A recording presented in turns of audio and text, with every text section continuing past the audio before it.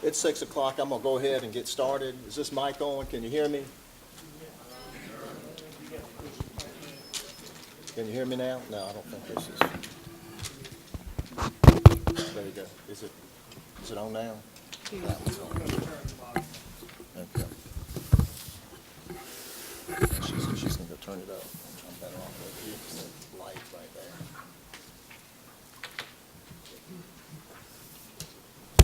There you go. Can you hear me now? Good, good. I want to welcome everybody tonight. We've got a large crowd, and we're glad that you're here tonight to hear the information about a proposed event center. I think most of you have been reading about it for a long time now. It's been a lot of discussion here in the community about it. But we do welcome you tonight. We've got a couple of council members that are moving some cars, but they'll be right in, and they've heard this information already, so they'll be in before we get too far along with this. First, let me say this is not a public hearing. It's not a time that you're going to come up and voice whether you're for or against the event center. It's not for that purpose. The purpose tonight is so the company that we have hired to do some of the evaluation and advise us on this, a company called SFA. You'll hear more about them in a minute. They're here to do a presentation that this council just saw this afternoon and answer questions. So if you came tonight thinking you were going to be able to speak, you won't be able to speak, but we will hand out cards. And there's a couple of people here that if you think you want to submit a question, if you already know, we'll give you a card now as the presentation proceeds, and you think you want a card, raise your hand, and there's a couple of people out here that'll bring you a card. After they're through with their presentations, we'll collect those cards, and our two assistant city managers will come up and read those cards, and then if some clarification on the card, put your name on it so we'll know who we need to ask for if there's some clarifications that we need to share. Our plan right now is to have the presentation, which might take about 30 minutes, and then hopefully about an hour for questions. We may go a little bit over, a little bit less than that, but that's our plan right now. And so at this time, all I want to do is turn it over to our city manager, Charles Penny, for kind of a background on where we are and introduction of SFA. You want to do the roll call first? Before we do that, I'm going to call the roll, make sure that everybody's here now. City Clerk? So okay. Yeah. All right. Councilmember Knight. Here. Blackwell. Here. Wiggins. Here. Watkins. Here. Rogers. Here. Bullock. Here. And Miller. So again, before he starts, if you do have a question, I see him passing out some cards now, and we'll collect them when the presentation is over, and then we'll get those submitted. Charles?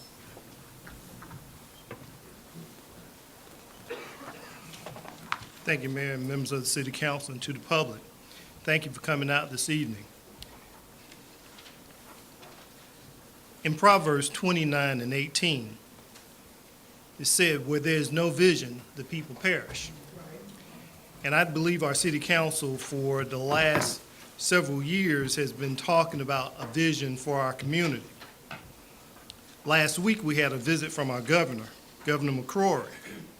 And while visiting, Governor McCrory made a statement about the center city, the downtown.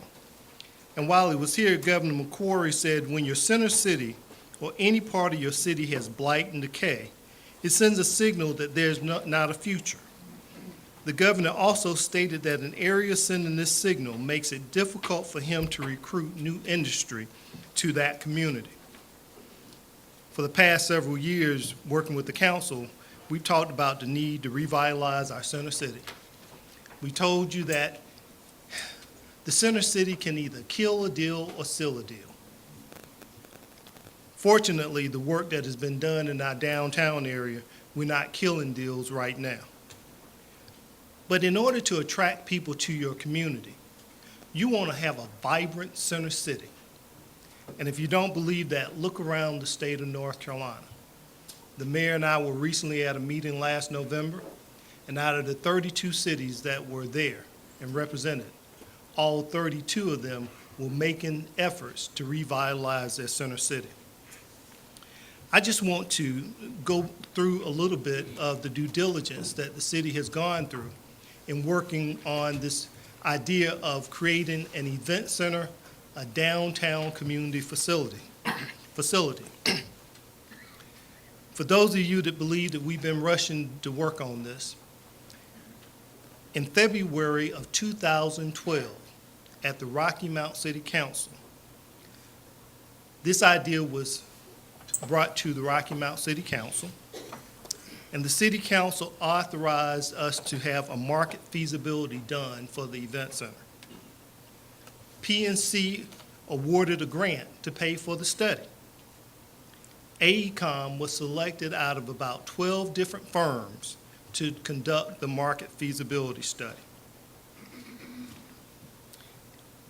At the Rocky Mount Retreat in February of 2013, a preliminary report from AECOM indicated a market existed. The final report was presented in November 2013, along with the financial analysis. A public meeting was held in this very same room in April of 2014. We had all of our experts here, and really not one question was asked of our experts about the idea of building an event center. In May of 2014, the Rocky Mount City Council authorized me to secure funding for the proposed event center.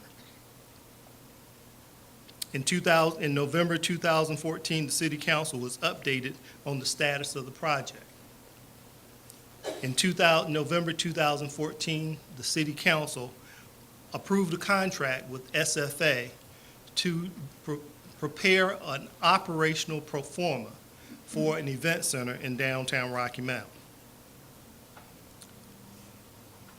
I would just like to highlight for a minute the results of the AECOM report.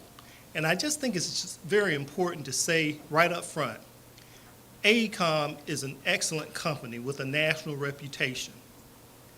What AECOM did is they got us in the ball game. They said that we had a market. What AECOM's report indicated was that by year 5, if an event center was built in our community, that it would yield 300,000 visitors to the center, and it would have a $12 million economic impact on the city.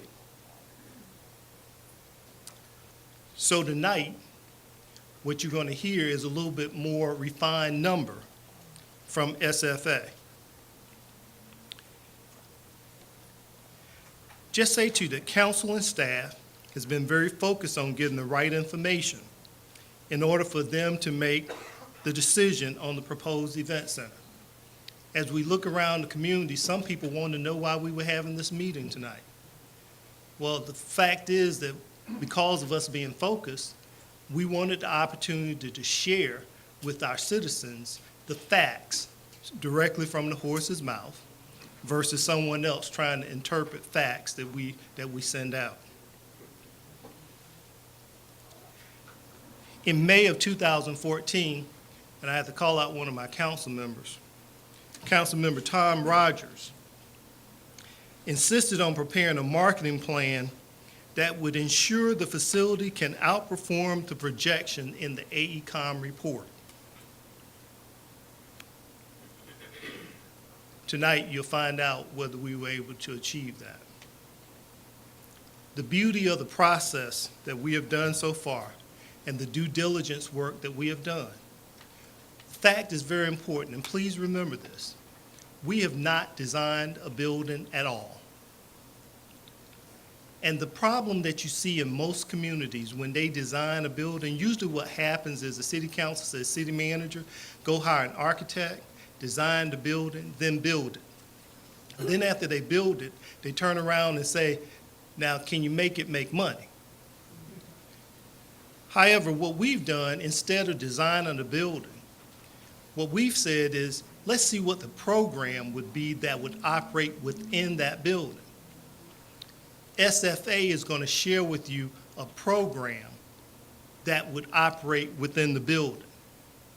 Then what we would do is we would build the building to surround the programs.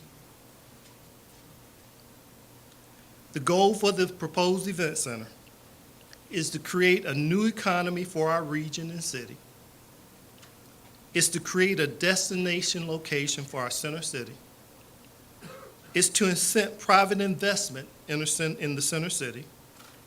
is to grow the tax base, and it's to minimize the impact on our taxpayers. One comment that I want to be clear about tonight is someone questioned the use of new market tax credits. New market tax credits are a federally funded program, authorized program. And what it is intended to do is to build up wealth in low wealth communities, in low wealth census tracts. So you can't take those new market tax credits and go out to a clear piece of land sitting out on 64 or 95 that has no development at all and use those new market tax credits. Those new market tax credits are there to help change the economy and create a new economy. In our community, we have history of using new market tax credits. We use new market tax credits for the Imperial Center. We use them for the Douglas Block. Edgecombe County is now using new market tax credits to build the Biotech Center. There's a crane over downtown Rocky Mount. So to say that we're spending it to justify putting it downtown is not true. We are looking at census tracts that meet the qualification in order to use new market tax credits. Today, Deb Petit, CEO of SFA, or Sports Facility Advisory, and Account Executive Steve Goris are here to share with you their findings and operational performance for the downtown community facility, better known as the Event Center. We'll tell you that the performance that they have prepared is an institutional grade performance, which is important for obtaining financing for any project that you would do. I would also like to correct one other thing. We have been going through a process for design build for an event center. The design build process is a process to hone in on the cost to build the project, to build the facility. What we have been telling our the 5 companies that submitted proposals to participate in that process is that they have to deliver a building, the downtown community facility, better known as the Event Center, for $32 million. That's delivered all in. That means construct the building. That means all the furnishings that go into the building. It's not $50 million, okay? And so with that, I just wanted to correct the fact the AECOM study estimated the cost was going to be $37 million. So there's still some cost of issuing debt that's involved, but right now we're not talking about $50 million in expenditure in our community. At this point, I would like to introduce to you Deb Petit, CEO of SFA.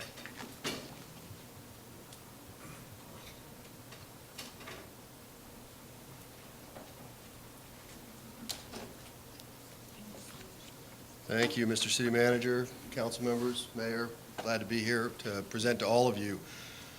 We've been engaged in this process for the purpose of putting together a forecast that financing sources can trust. In our business, as we say, if we lie, we die. We are known as reliable to financing sources because our projects regularly outperform forecast. So I'm going to give you a little bit of background on us just so you have a sense of where we are and what bias we do not have. In this case, I'm the horse that's going to be the horse's mouth. Real briefly so that you get a sense. I founded SFA in 2003. We've served a portfolio of nearly $4 billion in youth and amateur and community-based sports facilities. That's what we do. We care about the health and economic vitality of the communities we enter. We are engaged to do feasibility. We're engaged to produce performas. And it's quite often the case that what we produce results in a negative finding where we say, this just isn't going to work in this particular community. But we've done that on every kind of facility you might imagine, from turf and aquatics to ice and adventure. We're doing it all over the world in markets that are very complex to analyze. Trinidad, Tobago, and Puerto Rico and, the Middle East and all over the world. So when we look at Rocky Mount, we arrive using our proprietary systems to analyze how traffic would flow here and whether or not it would work. And it frankly is a much easier analysis than some of our studies. We're about 90 full-time people, and those full-time people come from all walks of life, the House of Blues, and from opening the largest indoor facility in the country to the gentleman who opened Disney's Wide World of Sports and was there for 13 years. It's just a phenomenal team of people. So I'm going to speak tonight, but as you might imagine, all of the real work was done in our office and by Steve. Last year, our venues hosted 12 million visits. We know how to fill a venue. And it's one thing to put a number in a box on paper. It's another to ultimately potentially be responsible for managing that. We do that very well. This year we'll host between 15 and 18 million visits in our venues. We open a lot, so we get things financed, and that means that we are tracked by the financing sources because they want to know whether what you put on paper is actual reality. You can't get away in today's market with pretending that the numbers are real. We opened 1.5 million square feet of new indoor facilities between 2013 and 2014 and over 600 acres outdoor. All of the venues that we oversaw the opening for and management of are outperforming forecast in significant ways. I shared this already. We're known for producing accurate financial forecasts. It is not our job to agree with our client. It is our job to come forth with an accurate financial forecast that we may someday be willing to stand behind. That means that we often say no. And when we first looked at the AECOM study from our worldview, AECOM did a very good job at what they do, which is to look at that kind of event center with fixed seating. We knew that from a strategic standpoint, it needed to be, we thought, turned upside down a bit. It needed to be more focused on the youth and amateur sports market because these markets have been recession resistant, and I'll talk to you about this market in just a minute. It needed to be more focused on events that were going to keep people here for overnight stays. If you run a concert hall, the money leaves with the act. People come in, they see that event, they might have dinner and a glass of wine, and then they're gone. And the bus that leaves, the act, and the promoters are where the money goes.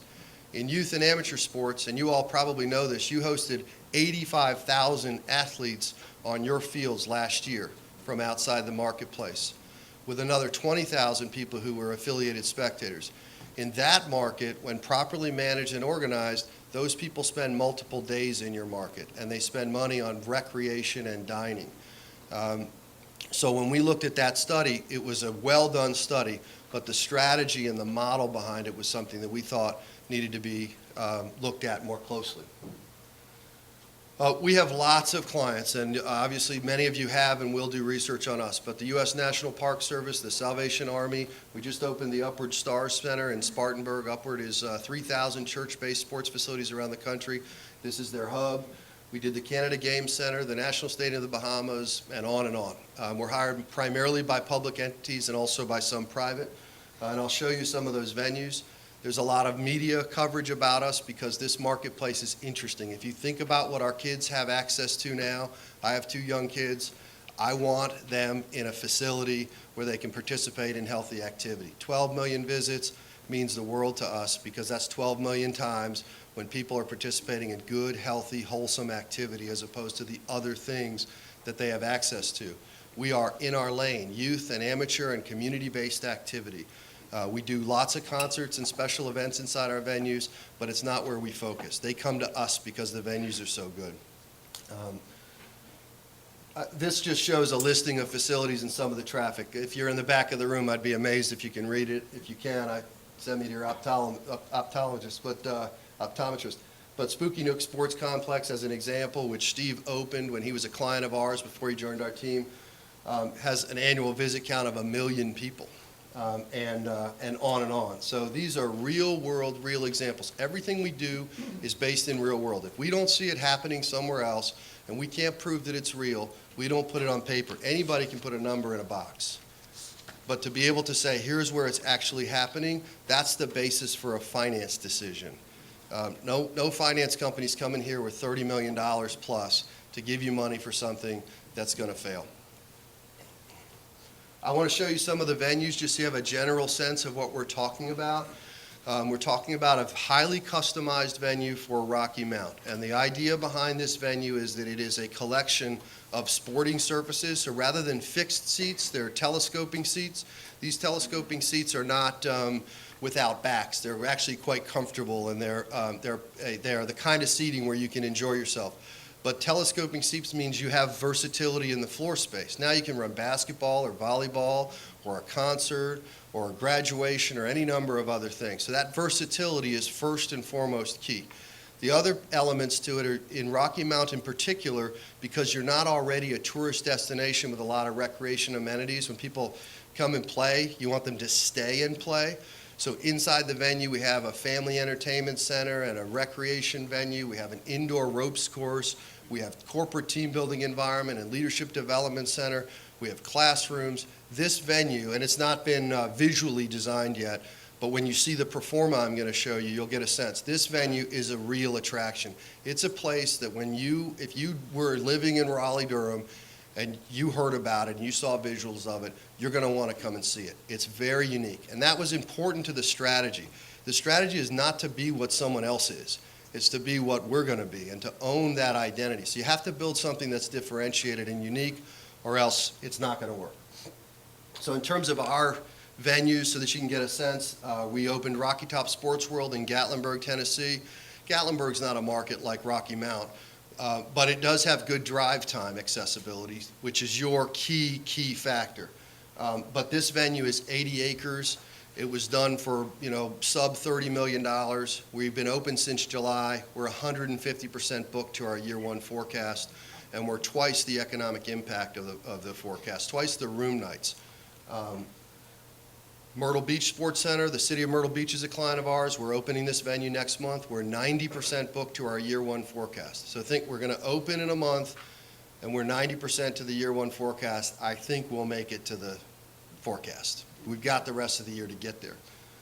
And that's because we have accountability oftentimes on both sides. So that's why I say we lie, we die. It'd be like, I said to somebody earlier, it'd be like, pretending, having a great date so you can get married to someone you don't want to be married to. We don't want to be married to Rocky Mount, helping you open a venue that's not going to be successful. That would be foolhardy of us. And in the press, it would be terrible for us. We want to look at markets where there are great opportunities and build things that are unique and uniquely suited to those markets. I'll just flip through a few others. This is Spooky Nook. This was built in Lancaster, Pennsylvania, population of 50,000. So all of the events, this is the largest indoor sports facility in the country. Steve opened it, by the way, as our client, and then he came to our team. But this venue has to have all of its events come from the surrounding communities. They have to come from Pennsylvania, New York, and so on and so forth to get there, because there's just not enough population to fill it locally. So it is a true destination. We did the National Stadium of the Bahamas, a true destination. People have to fly there to make this thing work, right? 15,000 seats.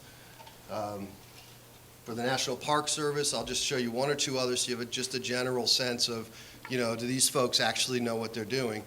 The National Park Service hired us in 2005 when this venue had put them at risk. We didn't plan it, we didn't open it, but they had it. They had put them at risk for $35 million. It was the most at risk the National Park Service had ever been in their history. More risk there than Yosemite Park. And they called us and said, you've got to help us reforecast this. We'd become known for accurate, truthful, conservative forecasts. So we looked at it, we reorganized, we came up with a reorganization plan, a reforecast plan. We delivered that to them. They asked us to oversee its implementation, and that facility is now profitable, over $12 million a year. They're not at risk anymore. That's the right direction to go. And I can tell you, because we're in the turnaround business, we're hired by people who've built things thinking if you build it, they will come, which is just simply not true. If you build it, market it, and deliver excellence in the right location, they will come back, right? But if you don't do all of that, they're not coming back, and now your business is over. I can tell you that in the turnaround business, we see the tragedies of ill-conceived, poorly planned facilities that eat taxpayer dollar, and we have to go in and fix them.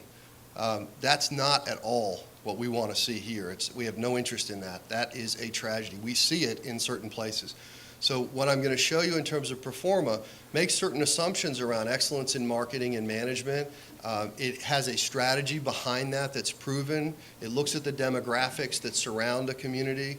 The economic impact analysis we've done only accounts for room nights from those events and spending in your community based upon your historic room rate for your hotels that exist today and the number of players per room. So as an example, we all know that boys basketball isn't one room per kid, right? They pack them in, they order pizza, and they're playing Nintendo or they're on their cell phones. So we have calculations for every type of event, and then we apply your room rate, and then we look at the drive time, and I'll get to this detail in a minute, and only those people who are going to travel from 90 minutes outside of the marketplace are going to spend a night. Nobody who's coming from 30 minutes away is spending on a hotel room. But that's the only count we have in the economic impact is those overnight stays and then the average daily expenditures. What do people already spend when they come to Rocky Mount for a day in your tournaments and events? So let me jump forward then so you get it, lots of interesting venues. I want to talk to you about this marketplace because if you're not educated about this marketplace, what we're going to share to you just wouldn't make any sense. I want to tell you something else on a personal note.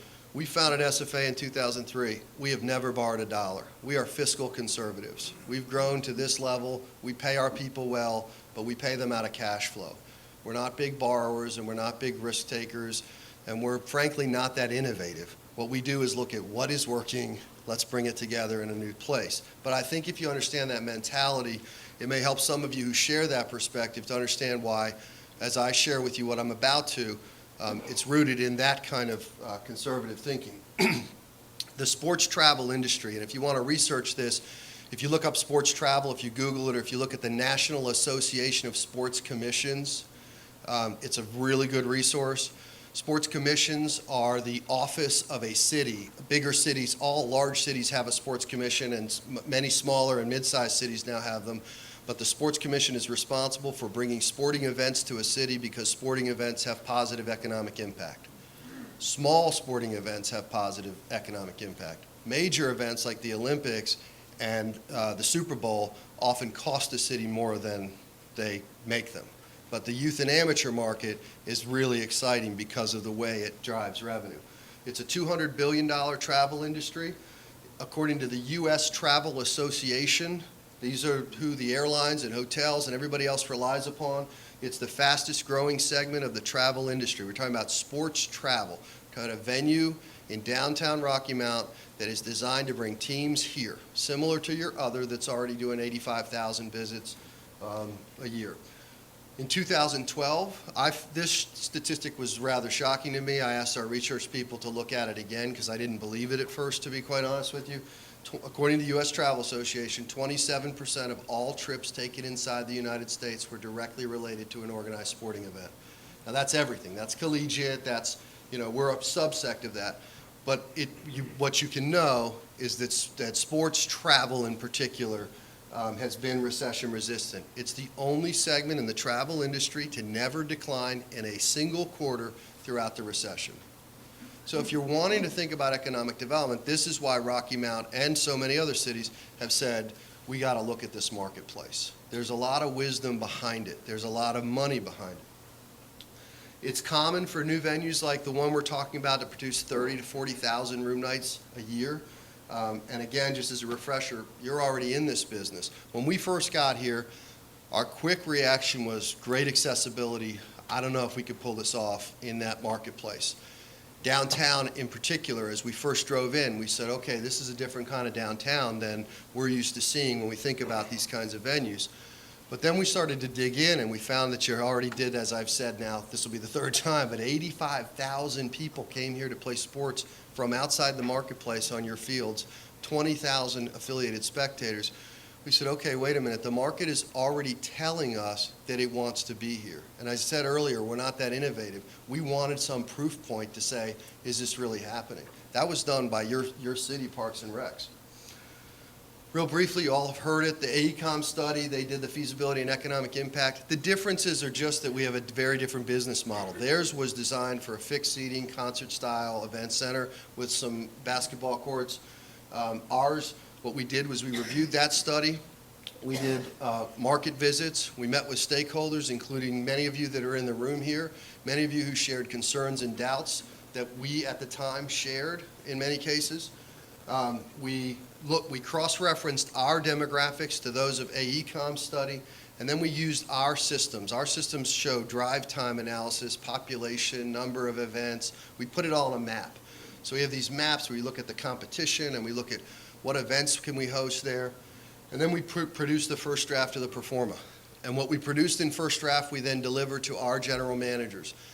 Jack Adams, who opened the House of Blues in Chicago, in Myrtle Beach, and in Orlando, is the vice president of our management company, looked at it and he said, no, you got this piece wrong. And so we updated. John McDonald, who's the general manager of Myrtle Beach, said, no, I think we're a little bit heavy on the cheer events. You've got to bring that number down. We had a serious concerted team effort to refine that analysis so it wasn't just our data sets, and so we had some outside perspective from people who would have to be booking the venue.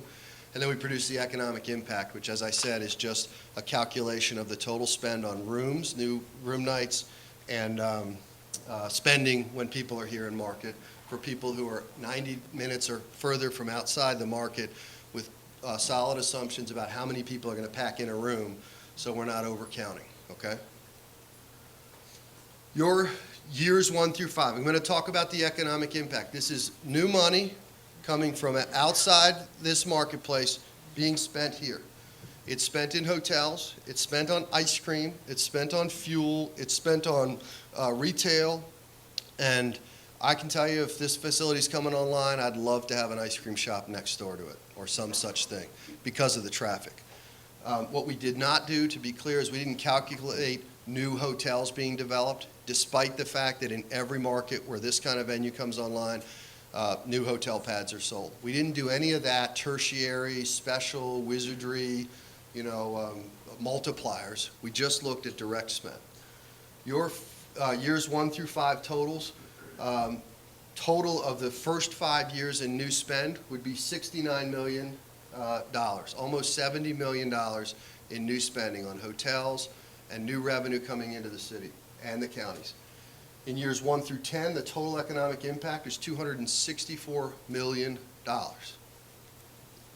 That's a lot of new revenue. If you were to look at and said, well, let's bring a new corporation here that's got, 500 employees, you'd be comparable to bringing multiple new corporations into the marketplace for this.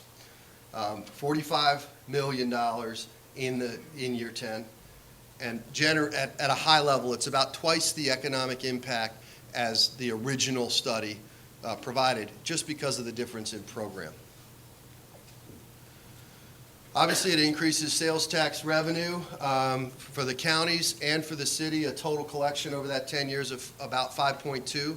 That would not account for new taxes that might be associated with new businesses that are open. It provides an opportunity for downtown revitalization. I know there's been a lot of discussion and question about this. If I were going to open a food service business today, I'd open it out by 95, no question about it. But this is a destination, and it's a tool. So when you think about the destination, it's like Disney World. He built it in a swamp, right? And what you want to do is, if you built this out by 95 right now, what would happen is all of the spending would happen there, and people would bleed out into other communities to have their overnights. When you bring it downtown, you create a corridor of spending between the venue and back out to where people are going to overnight in the beginning. So that is smart economic development. It's very basic. Spend X to get Y. If spending $30 million gets you $264 million, generally speaking, that kind of an equation is attractive to communities that have decided to pursue this kind of tool. And I'm not suggesting that I'm here to convince any of you of anything. This is your community, right? I just want to give you the facts of what we've seen. It definitely has a jobs creation element. It's a community asset. In all of our venues, when we really get down to, okay, we're going to pursue this, so a city says we're going to move forward, we start with a planning session to say, what does this facility stand for? What is it about? So in Myrtle Beach, we got there, and it was about leadership and character development. So we created partnerships with the local universities, and now there's an internship program so that those kids are getting education in everything from events management to marketing to so on and so forth. It's that kind of community asset. There will also be inventory of time when community groups can use it. And what's very typical is groups that currently operate leagues or clubs locally will work with them to create new tournaments so they can generate revenue out of tournaments, which can be transformational. So rather than having to travel to the tournament, we're saying, well, we're going to put on a tournament here. And those are grow slow tournaments. The first year you might have 20 teams, but by year 4, if you're at 90 or 100 teams, now we're really hitting it out of the park. And that's revenue and opportunity for your local clubs and leagues. We're in the youth and amateur and community sports business, so despite the pinstripe suit and the tie, yesterday I was on a mountain bike when I saw Steve, but we're about play, and these facilities have to be fun, they have to be engaging, and they have to be connected to the community at every level. Obviously, the very first proof point for us was your current success in the sports tourism market. If that had not been front and center for us, if we had not seen the success that you've been able to build based on the location, it would have been, we would have had to do probably 3 or 4 more layers of trying to figure out whether or not this was even possible. But you go where the market takes you, and when the market says they want something, it's very clear. And when the market says, we would love to come to Rocky Mount to have a tournament and event, deciding to say, okay, well, let's do an indoor venue so that we can capture that portion of the marketplace makes good logical sense. You're essentially saying we're already having success in the outdoor, what if we had an indoor? Okay, so our conclusions. And I don't think this will come as a surprise to any of you that our conclusion is that a properly sized and properly programmed facility will significantly expand the economy through sports tourism, Rocky Mount's economy. Sorry for the typo. These events attract the ideal sort of visitor. These are families who've decided to commit themselves to their kids. They tend to be groups of people, whether they're in church sports or they're in league and club sports or they're following they are people who've decided to come and take responsibility for the time that they have as kids and families. With this plan, the city will be prepared to host a wide range of events. To be clear, it's not just volleyball and basketball. The venue has an opportunity to roll out turf for some local use, but also with all of the other amenities in it, you will have concerts and corporate team building. An indoor ropes course, a challenge course where people put a helmet on and harnesses is part of the plan. We'll attract corporate groups from Raleigh-Durham to do that. We have a venue on the West Coast that has an indoor ropes course, and it's literally millions of dollars a year in regional spend into that venue. But that's what it took to make this work. So for those of you who are saying, I don't know that this really works, we share that concern because when we first started with just a blank canvas, we said, well, we're going to need this business unit and this business unit. We're going to need this synergy. We had to build a business model that was really special, not just build a box and say, let's play some ball. It'll create expanded marketing presence for Rocky Mount. We talked earlier today. The way that you go out and win these events is you go to certain trade shows. The National Association of Sports Commissions I mentioned earlier is one. Connect Sports is one. The Teams Conference is another. And at those trade shows, destinations are meeting with rights holders, the people who have tournaments and events. And the people with the tournament are saying, well, I really need something that's going to, essentially they're for-profit organizations that want to make money by growing their tournament. Or they're nonprofit organizations that want to generate revenue by growing their tournament. So what they look for is drive time and accessibility, the venue itself, and then the amenities that surround it. So to do that well, this venue should begin a campaign about the destination as whole. The dialogue during construction will be, what else is Rocky Mount? What else do we have to offer people? What are the recreation opportunities, ecotourism, what's the trail system, so on and so forth. All of those things become part of how you promote and sell the destination.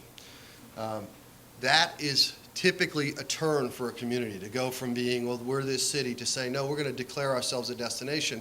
And then you have other businesses that arise. You have a new mountain biking company or a new river tour or some such thing. And they tend to be small businesses, but that can benefit from this sort of thing. And I think that's about it. I've talked about the venue. All right. How are we doing on time? Okay. So the pro forma. A pro forma is a future forecast that's based on market research and certain assumptions. So one assumption would be we can't just build a box and a steel corrugated box, put somebody at a desk and have it fill. That's one of our assumptions. One of our assumptions was we need recreation amenities inside this. We need it to be a destination that people will remember. We need it to actually be a place where corporate groups would be willing to travel from Raleigh and others because they can have year-round team building and events that are unique and different. So as we did that, the first thing we worked out was a facility program, and that's what you're looking at here. And again, I'm not assuming this will all be up on the city's website so you can dig into it. But the facility program has a court space, which is a total of 72,000 square feet. So if you think about a Walmart and you cut it in about half for a big Walmart, it's about that much court space, okay? Now that has retractable seating, and just because it's court doesn't mean it's basketball, volleyball. It can be used for a variety of different purposes. That is a big free span space. If you're thinking about a dog show, a convention, a showcase of any kind, that kind of free span space is bigger than many, many convention centers and large hotels have. And then you've got all of these other areas, so satellite concessions. When you have 3,000, 4,000 people in a venue, they can't all pile into one major concession stand, right? You got to have satellite concessions around the venue. We have, I'm just using a few examples here. Obviously, there are lockers. There's a harnessing area for the ropes course environment. There's something called Clip and Climb that would be fun for anyone who wants to go look up Clip and Climb. It's a really high-tech climbing environment, but it's fun. Kids want to come and stay. And that's part of the goal in a sports tourism venue is you don't just want the player to come, you want the coach and the player to say, well, bring the other kid, have them be in the venue. That's how you drive traffic. There is air wall storage. So tucked into the walls would be space where a wall, a divider wall for a space like a conference center can be pulled out. So we've thought of everything we could to make the space as versatile as possible and still preserve it as a world-class tournament destination. Conferences and office space. That's 174,000 square feet. The actual building footprint is 163,000 because it has a mezzanine level. So there's some square footage that doesn't actually touch the footprint, okay? Then you go to the parking. Parking, believe it or not, all in is 20 by 20 per space. I had rooms in college and after that were smaller than that. But that space, per space, and we've got 700 spaces, that accounts for the setbacks from the road, for all of the berms that have to be put in place, for lighting and everything else. So the total acreage for the facility required that we put together is 12.76 acres. Okay? All right. The next, if you were looking at this page after page, this is the facility revenue. So this is all of the income that's coming in. And you can see that it comes from in-house basketball tournaments at the top. And you see years 1 through 5. I'm going to show you years 6 through 10 as well. And you see the total revenue in year 1 is $1.6 million. Climbs to 2.8. By year 5, we're at 4.6 in gross sales. This is very common of our venues, so folks who are saying, well, is this real? Can this happen? We're more than happy to help you understand that reality. If you go out to year 10, we climb to a total of about $6 million, $5.9 million in gross revenue, okay? We have a 60,000 square foot facility right now on the West Coast that does $5.2 million. So on a revenue per square foot basis, that's just one example, but on a revenue per square foot basis, there's nothing in this that anyone who's in the industry would think of as extreme. Okay, then you go to expenses. So first you got to deliver those. You have to sell them. They pay you a check, and now you got to pay the staff, right? The model is designed to have multiple revenue streams, and the model is designed so that there's a core staff of about 5 full-time people, and then when an event is planned, they're all planned well in advance. Nobody comes in on a Thursday and says, I'd like to have a tournament tomorrow. That's not the way this works. This works 6, 8, 10, 12, sometimes 24, 36 months out. We're pre-opened. That's why I mentioned Myrtle Beach earlier, and I said we're 90% booked to year 1. That's because it was staffed from the day of construction, and we started selling events right away, right? So, but these expenses are for all the event staff and everything it takes to deliver those events. And so against that original revenue in year one of 1.6, you have direct revenue. It's easier to see on paper than it is to break it up this way, but you have direct expenses, of $800,000 with a gross margin for that program area of 51%. Well, now you still have to pay for the facility expenses, the operating expenses, the management payroll, et cetera.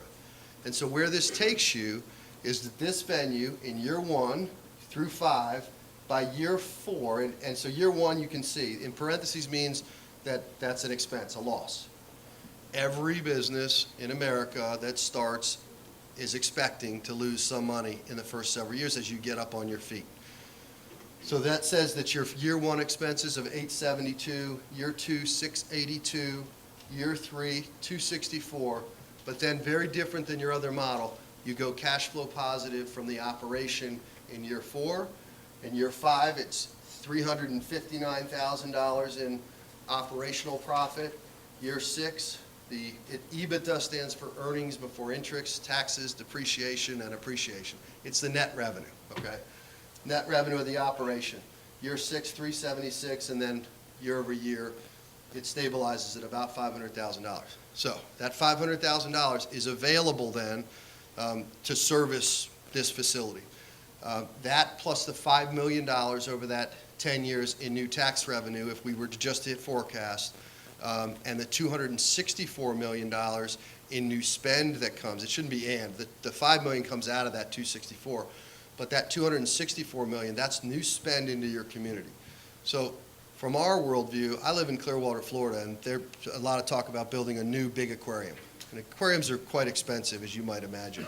And if you miss in an aquarium, it's very expensive. I'm concerned about that plan, okay? But if we were building this venue in my community, I'd be really excited. And I'd be excited because it has multiple lines of revenue. It's in a proven market model. It becomes cash flow positive by year 4 in the operation. And the total benefit to the community from an economic development standpoint is really exciting at $260 million. Look, if you miss by $2 or $3 million and you're at 260, you're going to be at 265 or you're going to be at 258. You have plenty of room in this model to do well. So that's a rapid fire overview of a lot of work that frankly Steve and the team has done with some meetings with me and obviously the city. The urging we had, to be clear, the urging we had was tell us the truth. We can't put ourselves in a position where something gets sold and then we're actually in reality and the reality is different than what was promoted. And so for us, it's been a very, very positive experience here. We're excited about your community. We were frankly surprised and excited about the results of this from first phone call through the study process. So, what's that? Sure. Just to give you a sense of the kind of caliber of a venue, we have a video from a recent opening, Rocky Top Sports World in Gatlinburg, just so you get a sense for, and I don't know that we even need music, but.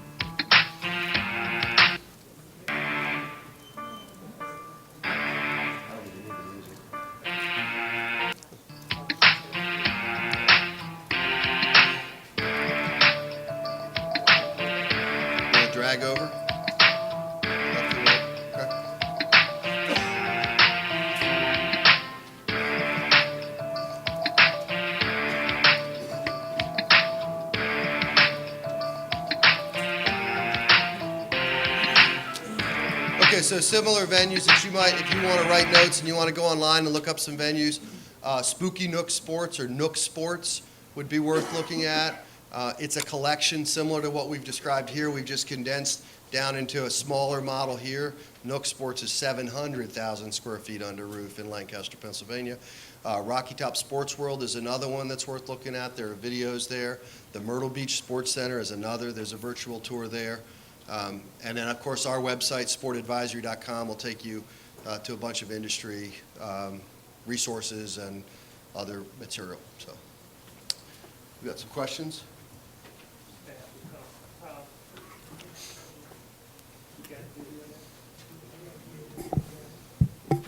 If you got a card, hold it up, and somebody will come out and pick it up. 50 seconds, please. There you go. All right, so this is just to give you a sense of kind of fit and finish when you get on the interior of these venues so that you can differentiate it from maybe other things you might be thinking. So typically lots of glass. You need it to feel like a very special environment. If it doesn't feel like a special environment, people are going to be disappointed and they're going to look to the next best environment. Obviously, you've got registration and check-in areas. You have to think about the flow of traffic in the venue. This venue has multiple team rooms. There's also conference rooms and meeting rooms. When you go out on the main floor, this is going to present it as a sports hall, but when you turn the lights down and you put on some colored lights and you cover the floor, it can be virtually anything you want the space to be. What it has to do is meet the specifications for the major tournament organizers. These are retractable curtains that push button. All of the netting, push button electronically can rise so that in a matter of minutes we can convert it from having been a basketball venue to being a special event.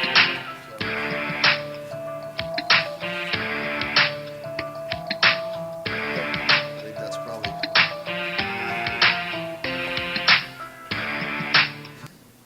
Okay. Are you going to come up here, Tasha? Are y'all going to come up here? All right, we're going to have them come up, read the question, and then Dev's going to be here to respond to it. want me to sit? Or you can sit down and you can All right. address it then. So come on up, Tom. Well, good evening. Thank you for your questions.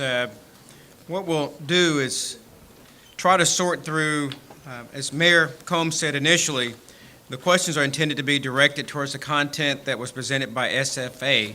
And so there are a variety of questions that have importance. However, I wouldn't think that Steve or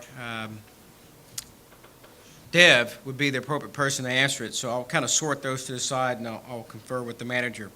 But I'll go ahead and start with the questions. The first one is, what is the contingency plan to pay for this center in the event it fails? And again, you've seen the performer, and I think, Deb, you want to maybe respond to that? Sure. Well, so the sales and marketing cycle for this from a business perspective is very long, and the versatility of the venue gives you a lot of opportunity to sell different types of events. So we literally have things that aren't forecasted in here, like fencing, wrestling, table tennis. There are cultural festivals that are hosted in venues. So it is absolutely accurate to imagine that it's possible that the basketball tournaments won't hit 100% of what's forecasted there. What our objective is always is to hit the bottom line number, right? That bottom line result is based on such a conservative set of forecasted combined events that if we were to just, we call them big wins, if we just sell 2 or 3 big wins. As an example, the total revenue forecasted for basketball tournaments in year one, can you go to that number for just a second, Steve, on your performance? The total revenue forecasted for in-house basketball events in year one, $18,840. We recently sold a corporate event that was a $40,000 rental from 10 a.m. to 2 p.m. That happens regularly. So the contingency plan starts with good strategy, versatility in the business model, versatility of the space, and pre-opening marketing that is as aggressive as you can possibly be. And it's exactly why you will find, if you dig into the venues that we have opened and managed, that they are all outperforming forecast. That's the other contingency plan, is you need to have proven management in the venue. So, Thank you. Next question from the same individual is, how will the city of Rocky Mount pay for property takings or for the acquisition of land? I think Dev can answer that question. First, we're not going to be taking anyone's land. We will have property appraised, and we will pay fair market value for any property for the location of the facility. Thank you. And let me just say, Tom, all of that is also calculated in the, not in the pro forma, but in the financing with new market tax credits and the financing. All of that would also be covered, included in the amount that we borrow. actually, related to that, let me just talk about contingency. The financing sources will require a covenant ratio, which is, they have to see within the pro forma, and they have to see within the ability of the city and the overall process that there is enough available revenue to cover any losses. So we've produced a sensitivity analysis which shows what happens within the pro forma if it underperforms and what happens if it overperforms. It's more common for ours to overperform, but the financing sources will require that the business model and that the revenue forecasts are stable enough and reliable enough that they can put money into the project without thinking they're going to lose their shirt. So, Thank you. Next question, how much are we paying you? Their contract was $32,000.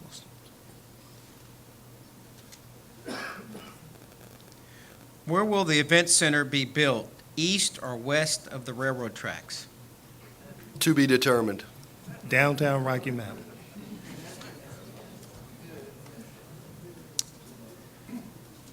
Would you, SFA, build this without any public money but your own? How many jobs will this create, both part-time and full-time? What is the annual wage? And I'll stop there and I'll ask the rest.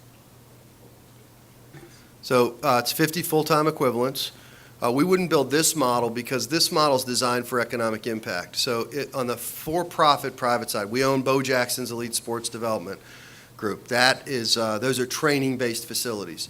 So those are for-profit and designed for for-profit. That means that the revenue they generate comes straight into the venue itself, and that's where the revenue actually occurs. These models are more like convention centers. They're intended to drive most of the spending on the outside of the venue. So you sell, so here's an example. If a group wants to rent this or come and have a tournament here, they're going to negotiate. They're going to say, I've got 300 room nights, right? And as a private operator, well, what do I care about your 300 room nights? I want your money in my venue, right? So, but as an economic development tool, those room nights are part of the objective for the management. So you say, that's very good. Given that many room nights, we are happy to give you the venue at a discounted price. So there's this, there's a discrepancy between profitability in the facility and economic impact, because the best economic impact events know that they are that, and they require you to give them the venue at a lower rate. And that's what this model is based on. So that, hopefully that responds. What is the annual wage for the jobs? From the general manager down, general managers for facilities like this are typically attracted from, as an example, Joan LeMahieu, who's one of our general managers, was the general manager at Ford Field, the Detroit Lions Stadium. John McDonald, and I'm just giving you so you have a sense of caliber, and then I'm going to tell you the salary. John McDonald, who's one of our general managers, was a general manager of several arenas and convention centers, and then came to us. Jack Adams, as I mentioned, opened the House of Blues. So this is in the for-profit, private marketplace. Generally speaking, those folks are paid somewhere in the $90,000 range, and they have incentive to hit the numbers. So it's a very, it's a very good job for those folks. Marketing director down, they go into the 80s and 70s and so on and so forth. Still, what's interesting is that if you took the same people in personnel and you had them on and they're paid through a private organization like ours, it tends to be much less expensive than if they were paid on the public side, because the retirement and entitlement programs that happen on the public side in the long run can be quite expensive. So private that's why many public entities go to private management, so. How will other facilities coming online impact your model? What it does is first and foremost, it strengthens the importance of our network. All of our general managers have a weekly meeting. So our general manager in Rocky Top meets with Myrtle Beach, meets with our Iowa, with our Texas, with all of our other venues. And those folks are collaborating to figure out how they can trade business with one another and making sure that the caliber of the experience is so great that when the market knows it's an SFA, SFM facility, that the market's going to say this is the best place. So that's one of the things that happens, is that now we're really the only people that have that sort of network. When new facilities come online, that's helpful to the competition. But what's more important is that we're ahead of the curve in terms of trend.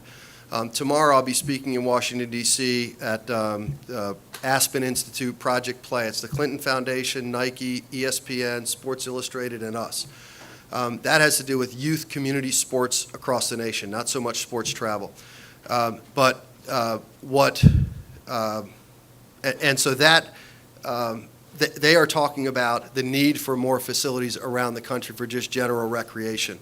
What we have to do is we have to look forward, and that's a trend-forward organization. That's why I bring it up. We have to look forward and ask questions like, what's coming? So I can tell you some of the things that are coming are BMX. BMX are the bicycles that people ride on these dirt tracks and wood tracks. This venue can be set up for an event to be BMX. I can tell you what's coming is endurance races and events that, like these Tough Mudders. So we can put on endurance races that use the clip and climb and the ropes course and the indoor environment as a portion of those races. What's coming is the continuation we see in sports travel and strength in girls' sports. So it's about being ahead of the curve on those things so that as they're coming and emerging, our facilities are the ones that are hosting them. But there will certainly be other facilities, and we've accounted for that in our competition analysis. Yeah, I think it's important to note that that is part of our analysis. We look at what we call our capture rate of the existing tournaments out there, and we start to eliminate some of that capture based on the fact that we know new facilities will come online. One of the things about being a proven management company, though, as well, is that there's always going to be new competition in the marketplace, and it's how we, again, see the future and react and change our business in order to compete in that marketplace. We've been very successful at doing it, and we'll continue to do so. Will you publish the sensitivity analysis numbers and what it is actual? Sure, and anyone could do them themselves. Really, it's a simple equation of 90%, 80% of total revenue, but I'm certain we can put the sensitivity analysis out, absolutely. Please explain the concession numbers and detail of what comprises the corporate, group, and entertainment events. So concessions is based on an average spend per person. So we'll look at how many people come into the facility based on the event, how many teams, how many spectators we expect to have, and then we use a dollar figure per person in that market. I think it's like $1.50 a person that we expect to spend. So that's how concessions numbers get derived. You'll see it when you go online tonight. You can see the detail behind it. The corporate events side is really based on our history and our data of what we think we can bring into market. So that includes things like anything from a wedding to a conference to a trade show to, BART or bat mitzvah. Whatever type of event we can have in the facility, we will have. So that's what comprises that, as well as some concerts, minimal concerts, but some concerts and other events as well. Will this increase property taxes?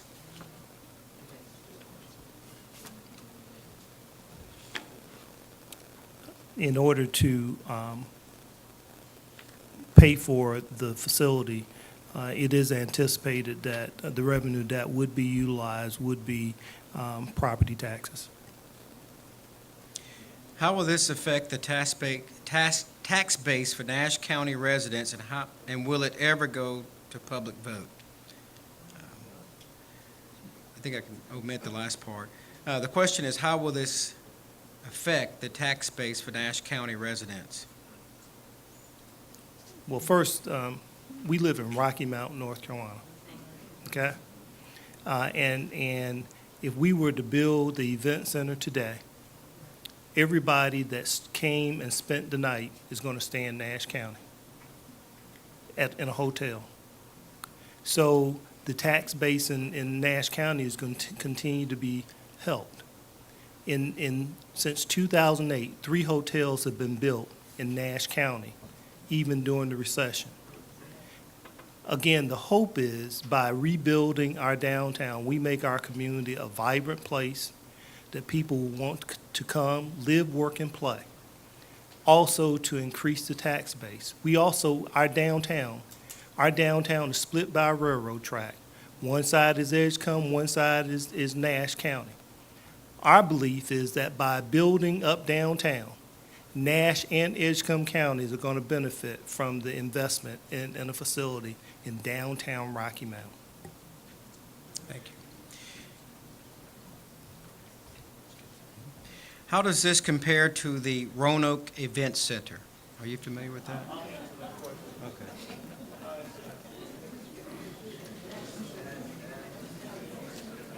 I don't know the event center, so I don't know. You do, so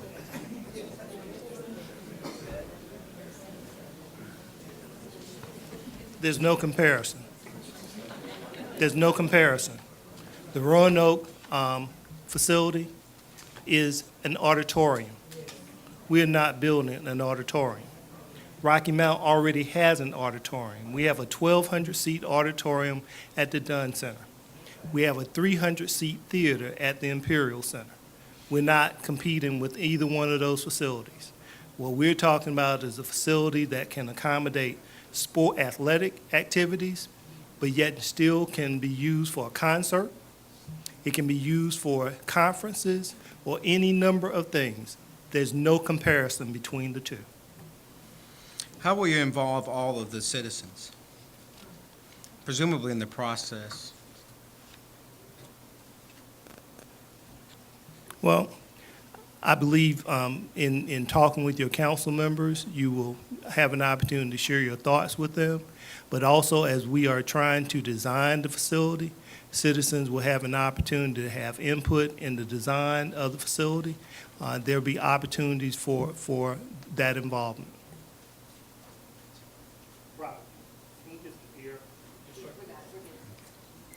Is there a conflict for your company, Dev, to prepare a performer and then be interested in managing the facility? What would prevent you from presenting positive numbers just to get the business? month one results. If, as I said earlier, it'd be like pretending you want to get married to someone and then when you know it's going to be a disaster, it would be foolhardy. We didn't start our company yesterday. We've been in the business for 12 years. And when you learn about us, you'll learn that we are, as we say we are, fiscal conservatives and that we're outperforming forecasts in everything we manage. We're not in the business of writing paper documents and leaving them behind. We're in the business of bringing new concepts to life that can improve the health and economic vitality of communities. Given that that's our business model, if we were at the end of month one and we were in a monthly budget versus actual meeting, because that's the way this goes, it's every month there's a monthly budget versus actual meeting where we report up to our owner client. And in that meeting, we compare our forecasted revenue and expenses for that month to what our actual performance is. This is public dollars in this case. And in all of those situations, even today, we're in multiple monthly budget versus actual meetings. It would be foolhardy for us to try to win a contract so that we could destroy our reputation. It'd be foolhardy for us to tell you this will work and we think it's a success story so we could ruin our reputation. And I know many of you have done research on us and you know we are what we say we are. So that would just be, that would be a conflict. Does the Gateway and Dunn Center have space for events? Does their project get filled? You've already mentioned, Mr. Penny, reference to the Dunn Center, but the Gateway?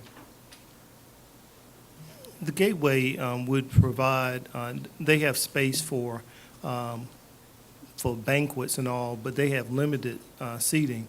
If you go to the Gateway Center, you already know that you're limited to about 350 to 400 people comfortably for a banquet. And then this facility, if you were looking for something larger, you would certainly have the opportunity to do that. And I'll add that they're not designed for this, the fastest-growing segment of the travel industry. This is sports tourism as the primary focus, so it's a very different product set. It's a different market. It's a market that's actually paying money for events. So I think that is a significant difference between the models of the two. And frankly, for much larger events, because this venue is going to be marketed nationally, those venues provide opportunities for events that can spill over for award ceremonies and other things. So, A question regarding the location. The writer writes, why not use the Thorpe Tobacco property surrounded by the stadium and ball fields?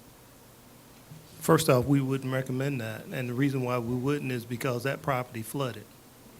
If you remember, in 1999, there was 6 feet of water going across that location, so the property's in the floodplain.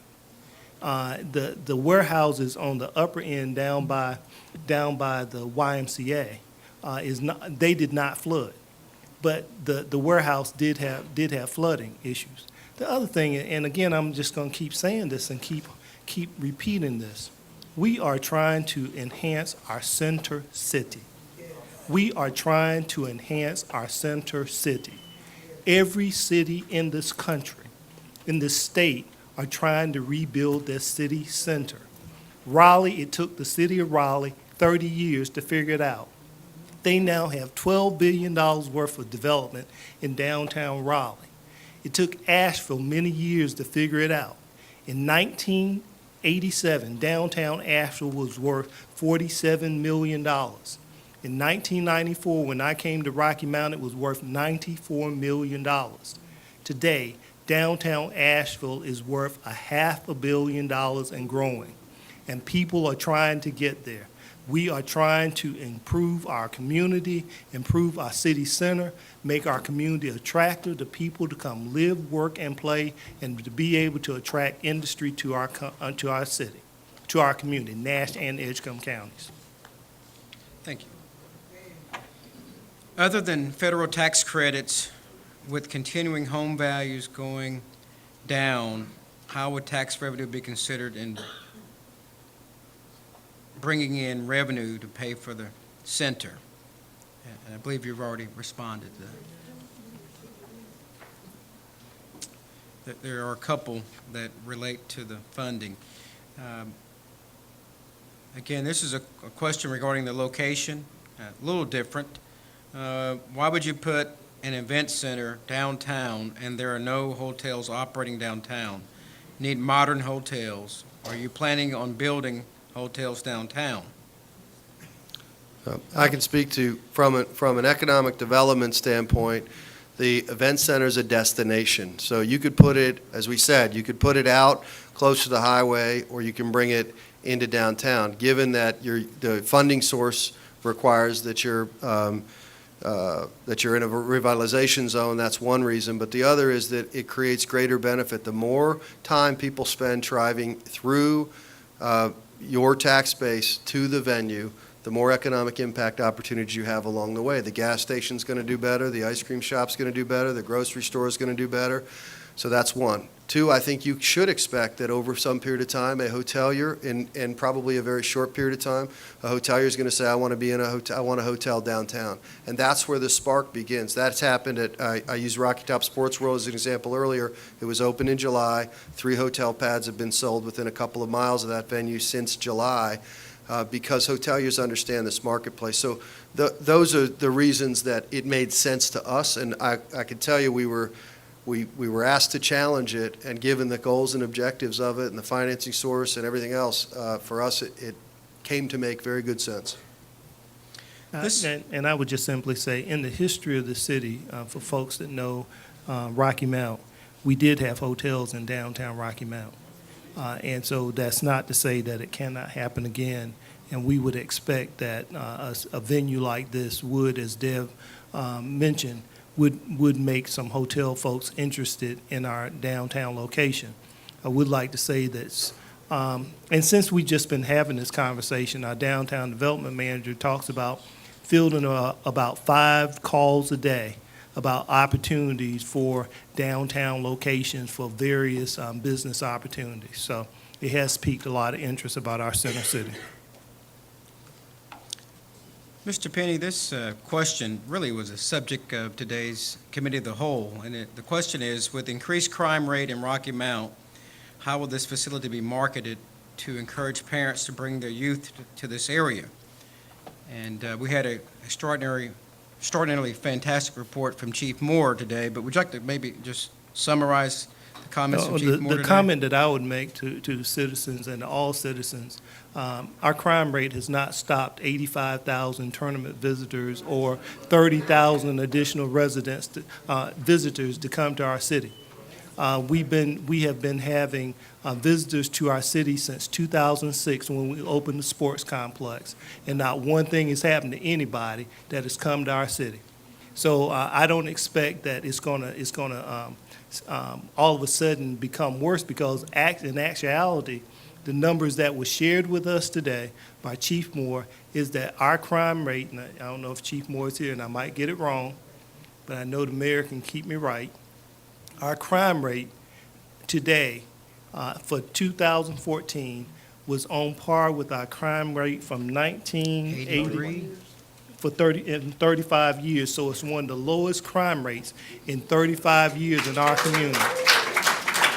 So what we have to stop doing is playing to the negative and playing up the negative. The other thing that we've also seen is that whenever you look at the numbers, our crime rate has been reducing.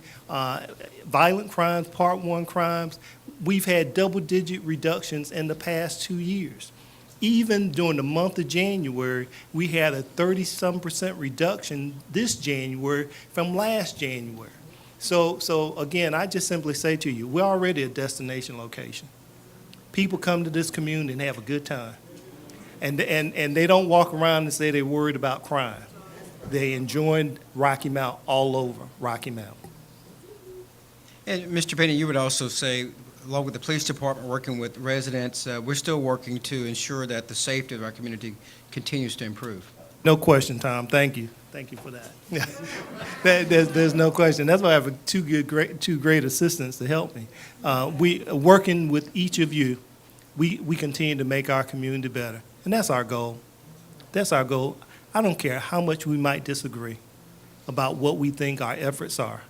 Our ultimate goal should be to make Rocky Mount the best Rocky Mount we can make. There are a couple of questions regarding debt service, and maybe the synopsis of both is why not show the debt service as part of the results of operation on the performer?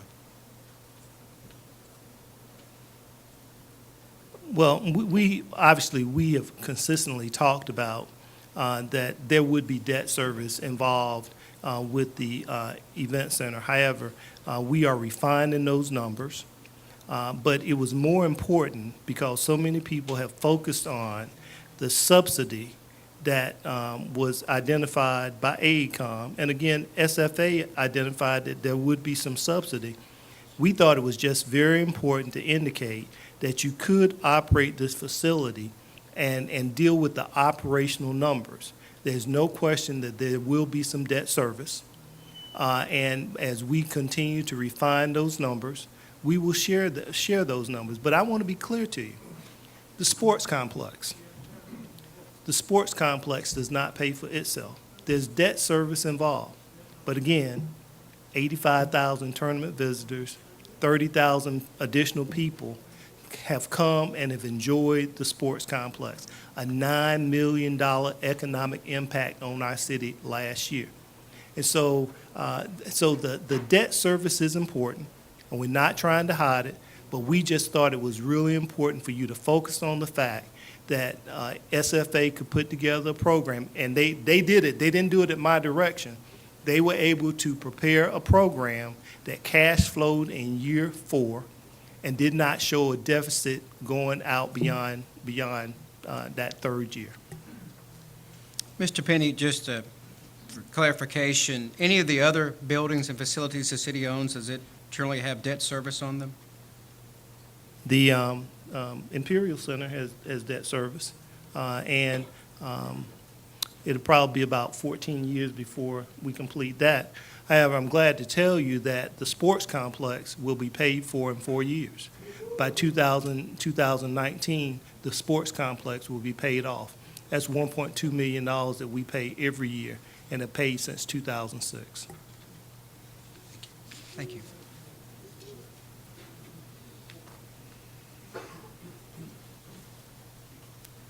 Good evening, everyone. There are several questions that were duplicates, so when I get to those questions, I will go ahead and bypass those. I just don't want anyone to think that we're omitting their questions. The first one that I'll ask the panel, what venues will we be competing against in this region, and how would our facilities stack up? Well, the marketplace, first of all, the facility, how it stacks up. We designed a facility that's going to stand on its own and be a staple, one that people are going to want to come through from around the country. There's no question. As you look around this area, facilities that tie into sports, the entertainment piece, and the family entertainment, so the clip and climb, the arcade, the adventure, a lot of them don't exist. So we think that that's a real destination draw. So in general, it'll stack up very well nationally and especially regionally. But we'll compete with the markets. We'll compete with Myrtle Beach. We're going to compete with Gatlinburg. We're going to compete with facilities up in Virginia. We know that. We've taken that into consideration and feel that with this program, we can definitely attain the goals that we've set in place. Are you familiar with the Powerade State Games of North Carolina, organized by the North Carolina Amateur Sports Organization that draws over 12,000 amateur athletes annually? It's being held in the Triangle in 2015 and 2016, the Triad for 17 and 18, and in Charlotte in 2019 and 20. Would an event center in our community be able to host this type of event? Yes, I think the size of that particular event would make this venue not necessarily the best qualified for it. But that caliber of event, yes. But there are events like that which seek a large metropolitan city. They have certain criteria, and they require bid fees. To chase those events, you go and you spend a lot of money to win the event. Those events are you can only actually make them work if you have a larger metropolitan area and if you've got a budget to go pursue with bid fees. We don't tend to pay bid fees. We would rather discount the use of the facility and grow events over a period of time than go buy an event that will only come to the city 1 or 2 years and then be gone. That business model is this gerbil wheel where you are always running, chasing the next event. Our venues are successful because we're willing to, in that year 1, take those losses and grow a series of events that come back year over year over year, which is exactly why you're at 85,000 visitors this year, and you can look forward to next year and you can reliably forecast that that's going to grow, because rather than going out and chasing big events that want to come here 1 year or another and you get the media exposure, you all have already been growing events that come back year over year. That's a really important difference in the model and in the thinking. You want a loyal customer, you want to build a good relationship, you want their event to be centered around your destination. So. In your analysis, what are the significant risk factors we should consider and keep in mind as we move forward with a project such as this? Well, competition is one, as we said, and that's why we've designed for versatility and we've designed more entertainment, recreation, and more fun, frankly, into the facility.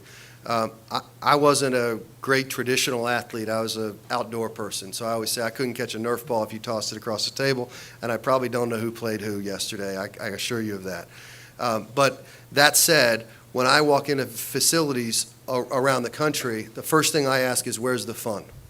Where is the fun? Does the place inspire me? Does it make me want to? That's an important factor to your venue. Your venue will be a special destination, a place that the competition would have to completely alter their entire floor plan, their entire layout, and their programming. They'd have to hire new management in order just to compete with you.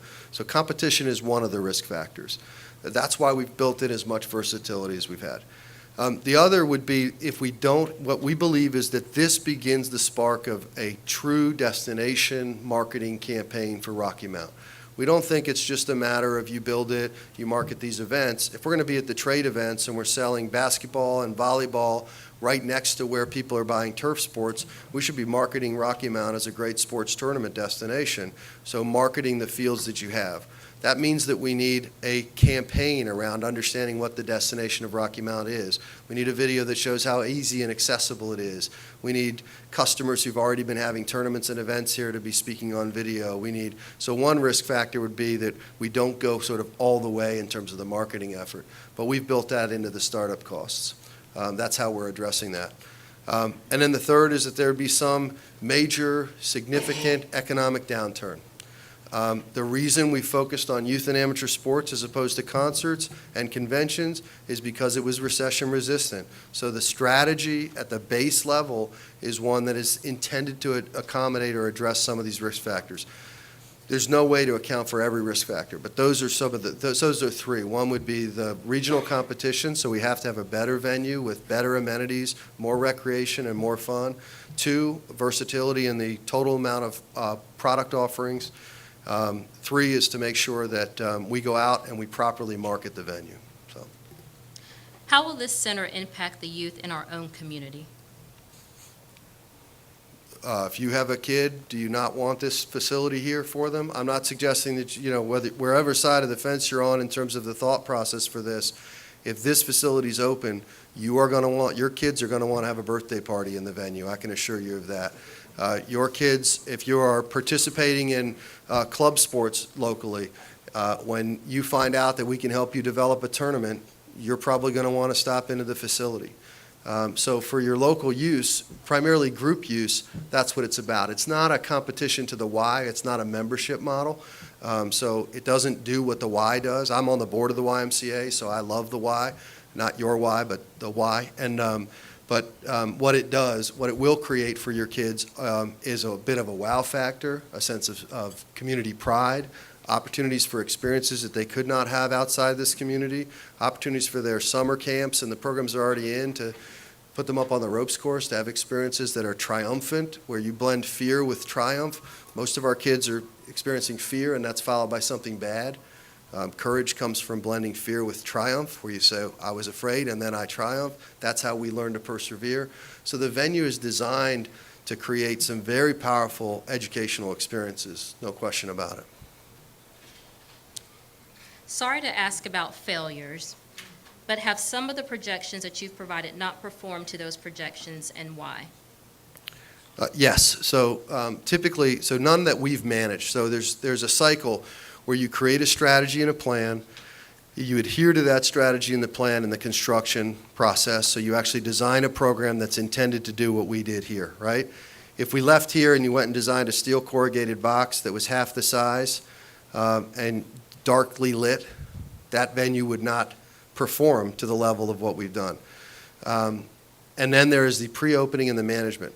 So the venues that we've planned that have been significantly altered without our involvement, where we haven't been involved in the opening and the management, where they've had significant alters in that, I think there are 2 community rec centers that public entities took over, not from us. They just said, we just want the plan, the document. They went and did it themselves, that are underperforming. Both of them have contacted us to see if we would come back in and take over management. But that's 2 out of $4 billion in various developments, so. Will your company be the only company that can bring events into the area, or could other companies schedule events at this facility? Yeah, we don't own the events. This is important. There are event owner groups that manage facilities.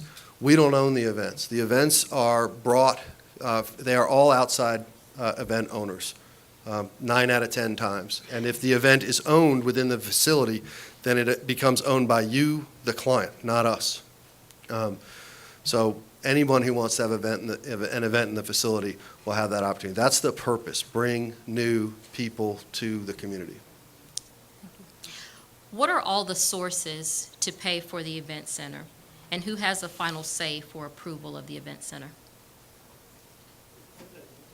What are all the sources being used to pay for the event center? Who has the final vote or say for approval of the event center? Well, first, the final say is with Rocky Mount Mayor and members of the city council. That's their decision. The sources that would be used to To pay. pay for the Again, facility. new market tax credits, we would do some financing, and we've looked at a number of things to a number of ways. We looked at EB5, we looked at some private placement of funds, and to be honest with you, there's quite a bit of interest to fund this project because folks that sit away from our community think a lot of our community. They like the way the city has managed its assets. They like the way we have been conservative in the way we manage our assets, our financial assets. They like the fact that we are typically on the cutting edge of things when we do projects. They also like the fact that we do outstanding projects. I don't want to have to speak for Dev, but when Dev came to our community and they rode around and they went to the Imperial Center and they said, this building doesn't do justice from the outside. When you walk in there, you don't know that you aren't in downtown DC or in New York. And so we have folks that want to fund this project for us because of the great reputation and the great foundation that was established by this city. This question is also related to financing. It's two parts. One part, I believe we've already addressed, and that is whether or not this decision would be put to a vote by the public. And the second part of the question is, how much will the city finance in all? How do the tax credits actually work in the project? And what is the total debt service for this project? Okay, now, it's hard at this point to really finalize numbers. I gave you a number earlier that we talked about with our design bill, that not to exceed $32 million, and that's all in, that's constructing the building, that's furnishings and everything. As far as, there was a lot in that question, I'm sure I can remember it all. As far as the How will the tax credits be used the in way, the project? what happens with the tax credits, if you have a project and say, for example, it's $35 million, and the tax credits are a part of that, and Bridget, if the project's $35 million and the tax credits are in that, the effect would be you'd have $8 million that would go against it. Now, there's some costs for issuing and things of that nature, but in effect, for 7 years, you have to pay taxes on that property taxes on it. And at the end of year 7, there's a loan for that, I guess, $8 million that is forgiven at the end of year 7. And what happens is, so that loan goes away, and you've only been paying interest on that loan for that 7 years. So then what happens is, at the end of that 7-year period, you have about $27 million that is owed. So one part of the loan goes away, it's forgiven, and you pay the balance of the money over a period of time. And what we're looking at is financing the project over a 20-year period. But the new markets will help cover some things that we might not otherwise be able to do. But it's sort of like a grant for the project to help make it economically feasible. And I think there was one other question. Someone asked about a referendum. Referendums are typically held when you use GO bonds to fund something. It is required by law, if you use general obligation bonds to fund something, that you have to have a referendum. Otherwise, you're not required to have a referendum. I will tell you that in some communities, they've had, and I'll give you an example, the city of Durham. They had a referendum for DPAC. The voters voted it down. City council built it anyway. Aren't they glad they did? The DPAC today is ranked in the top 4 in the country for performances, because we go there all the time. Charles. We've got about 7 more questions. Hopefully that'll take about 10 more minutes, and then we're going to end it. So we're going to go through these as quick as we can and try to finish up. Just also related to the financing, how much of a tax increase do you anticipate for the average homeowner If you could get an example based on a $100,000 home. What we have done in the calculations that we've looked at, the tax rate would stay under 6 cents over a period of time. And depending upon the growth in the tax base, it could be less than that. And so if a $100,000 home, and I'm the wrong person to be trying to calculate it. Amy, Amy, can you help me? $60. About $60? $60. Yeah, I could calculate that. $60.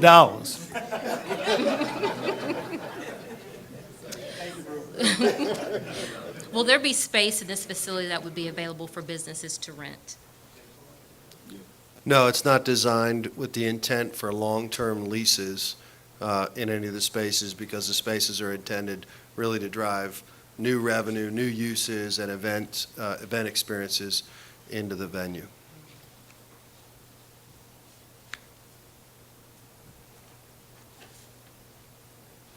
There's a question that was, I think we've addressed earlier, talks about this facility and would it compete with our YMCA? Well, just to address it clearly, no. The YMCA is a membership-driven model that also provides other social services from a nonprofit perspective. I know it well. As I said earlier, I'm on the board of the YMCA. So, no, we are not selling memberships. You don't come in for fitness in this facility. The rock climbing sort of apparatus is all group events based. So it's a very different model altogether. We visited the Y as part of our market visits and tours with the goal of making sure that we weren't creating something that would undermine or compete with the Y. In the performer, you quoted an average annual salaries of other venues. Are these venues in communities that are similar socioeconomically to Rocky Mount, and would those salaries be the same here in Rocky Mount? They are in markets that are both similar and dissimilar, but the market to attract top talent, right, is the same. You can't go out and get a top general manager for a lower level salary because you're competing to go get the best. That's a good thing. I mean, at the end of the day, you want this thing to be run by the very best talent in the industry that comes here with fresh and new perspective along with our models and processes. So yes, they are similar and dissimilar in size, and yes, we understand that it's a lot of money for someone to make, but if you entrust somebody with a $30 million ship or plane, you want that person to know how to fly that plane. Would the Imperial Center be part of any management contract as we move forward with the event center? No, that's never been discussed. It wouldn't be an aspiration of ours. What I think would happen is the Imperial Center would be positively impacted. When you go out and you market a destination, you have this many people, the overflow, think about the Oscars last night. The overflow after a big event means they need space, right? And so to be able to walk and go and have an event there, an award ceremony or some such thing, it should positively impact those other venues. That's exactly why you want the management to be responsible for economic impact and for filling your venues, your hotels, everything else. It's really important. Well, I know we want to, the hour's getting long. I will say that when we first talked with the city council about the idea of an event center, one of the interests was to try to tie the two together so that we could get some energy and to increase the number of people that are taking advantage and going in and out of the Imperial Center. So it may not be something that we're talking with SFA about managing, but we certainly want to gain some energy from the marketing efforts to ensure that we can increase the use of the facility. These are the last two questions. Can you give us an idea of some of the proposed projects that you've rejected, and were any of these similar to what is being proposed in Rocky Mount? Yeah, I mean, we reject projects 7 times a week. We get a lot. We have almost $1 billion in new developments call our office every week. And they come from all over the world. And it'll be somebody that says, I'm in the middle of a cornfield out here in Iowa, and I want to build the greatest Dreams Park.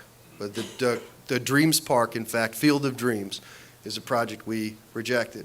It was based on the Kevin Costner movie. They called us. They wanted to do something in the middle of Iowa. We said, it's not going to work. You don't have the infrastructure. They said, please, can't you just study it? We said, look, we'll do a very, very preliminary study. We're going to take the temperature, but all that's going to do is tell you that it's not going to work. They said, no, we're convinced. You got to look at this. We took a short little look, like a 3-4 week look. Came back to the report that said, you can't make it work. It just doesn't work in that destination. There's no drive time. There's no amenities.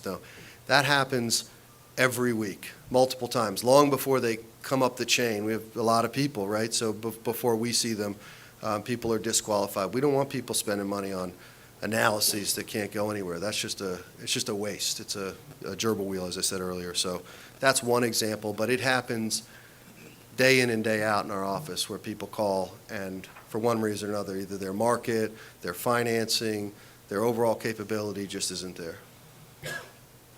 Is there any guarantee that comes with the numbers that have been provided by SFA? Is there any recourse to the city if these numbers are wrong?